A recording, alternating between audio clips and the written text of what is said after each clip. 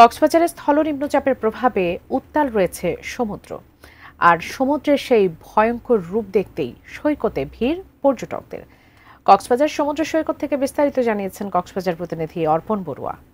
কক্সবাজারের সমুদ্রে উত্তাল রূপ, নিম্নচাপের প্রভাবে কক্সবাজারের সমুদ্র সৈকতে সমুদ্রের ঢেউ 4 থেকে 5 ফুট উচ্চতায় আছড়ে পড়ছে এবং সমুদ্রের যে গর্জন সেটা অন্যান্য দিনের তুলনায় আমরা অনেক বেশি দেখতে পাচ্ছি।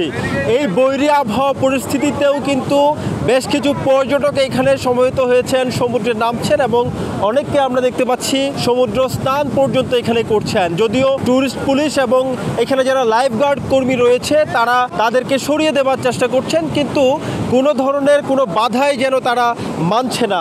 এই মুহূর্তে আমরা এখানে যারা পর্যটক এসেছেন তাদের সাথে একটু কথা বলবার চেষ্টা করব। একটু যদি বলতেন যে এই যে বৈরী আবহাওয়া পরিস্থিতিতে আপনারা এখানে এসেছেন, কেন এসেছেন? সিলেট থেকে এসেছি, সিলেট টিচার্স ট্রেনিং কলেজ থেকে। আমরা মূলত ট্যুরে আসছি, আসার পরে এখানে এই অবস্থা। আমরা জাস্ট আসছি, দেখে চলে যাব, বেশিক্ষণ থাকবো না এখানে। আচ্ছা, এই যে বৈরী পরিস্থিতি, এই বৈরী পরিস্থিতি তো ভয়ে এখানে না আসার কথা, আপনারা দেখার জন্য আসছেন। আমরা দেখার জন্য আসছি, দূর থেকে শুধু দেখছি। দূর থেকে দেখছি, দূর থেকে মানে কাছে যাওয়ার কোনো এক্সপিরিয়েন্স ছিল না।